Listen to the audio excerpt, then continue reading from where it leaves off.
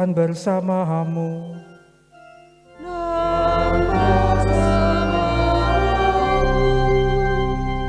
Inilah Injil Yesus Kristus menurut Yohanes.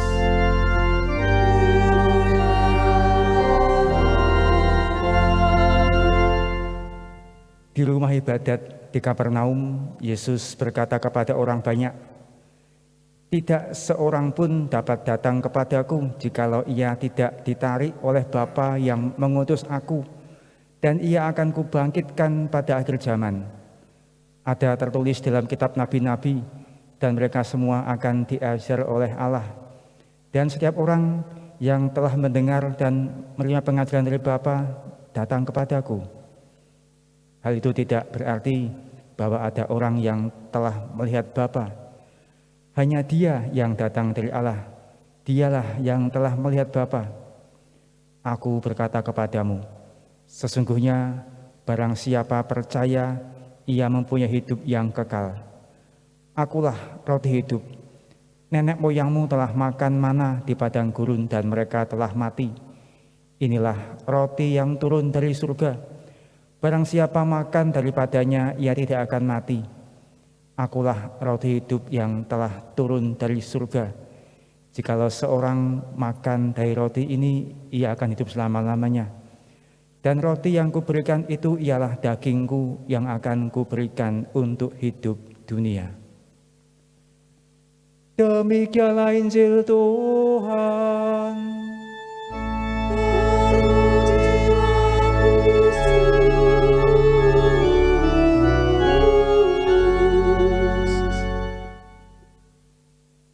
Roti yang kuberikan itu ialah dagingku yang akan kuberikan untuk hidup dunia.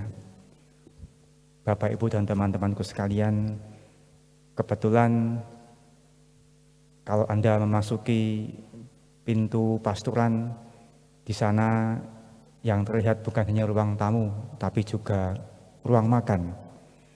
Dan kadangkala ketika kami romo-romo sedang makan, kemudian ada orang yang masuk ke pasturan, biasanya kami mengajak makan.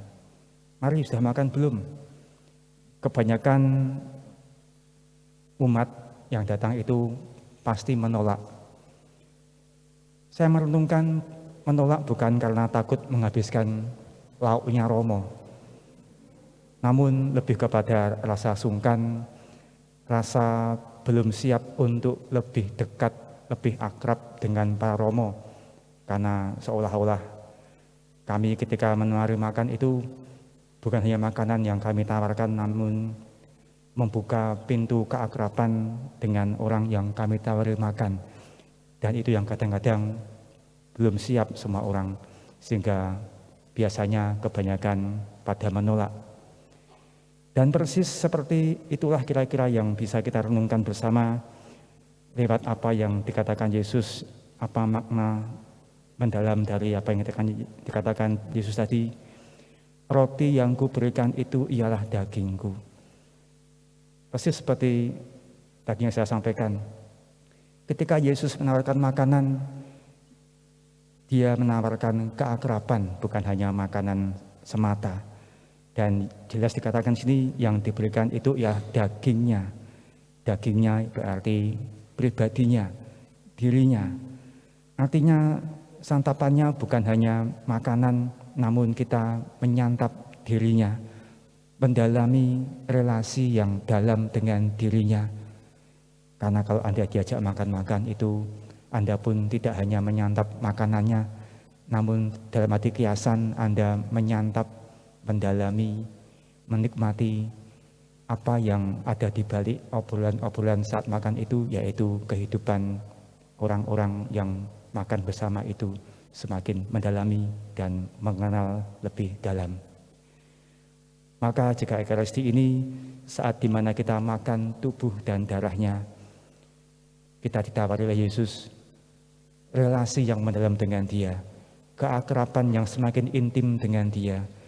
Kita diajak tidak hanya menyantap tubuhnya, namun menyantap kehidupannya, mendalami semua makna-makna ajarannya, sehingga persis makanan ini kuberikan untuk hidup dunia, agar hidup kita pun semakin lebih berarti dan mendalam. Berkat-berkat Yesus yang kita terima semakin berlimpah-limpah di kehidupan kita.